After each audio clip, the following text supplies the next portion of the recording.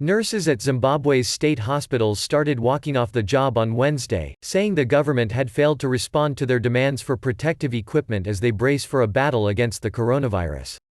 Customs officials at the country's biggest airport have also stopped reporting for work, fearing exposure to the coronavirus and a lack of measures to prevent its spread, their union said. The virus has killed one person from 3 confirmed cases in Zimbabwe, although the opposition and critics of President Emmerson Mnangagwa accuse his government of underreporting the number of cases. The government denies this, and Health Minister Obadiah Moyo says the government has set aside resources for the purchase of protective equipment. Our members think the government is not taking them seriously.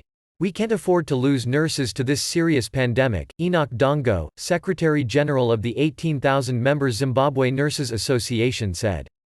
Junior doctors at Harare Central Hospital, the country's second biggest, have also withdrawn their services due to a lack of protective clothing to handle coronavirus patients, their union said. Senior doctors at state hospitals said the government should consider a total lockdown of the country and equip all its medical facilities to handle coronavirus cases. Most businesses and informal markets remained open despite Mnangagwa's order on Monday to shut all restaurants and pubs. The Zimbabwe Revenue Authority trade union said its members at the main airport in the capital Harare came into contact with coronavirus while dealing with the man who died from it, but they were not tested or put into mandatory isolation. The workers shall not report for duty until proper measures are taken to substantially mitigate the danger, Lovemore Ngwarati, the union's Secretary General, said.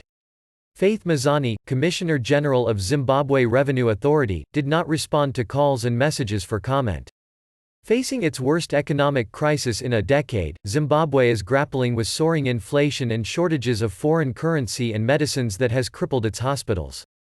Zimbabwe has begun receiving some of the protective and medical equipment donated to African countries by Chinese billionaire and Alibaba co-founder Jack Ma.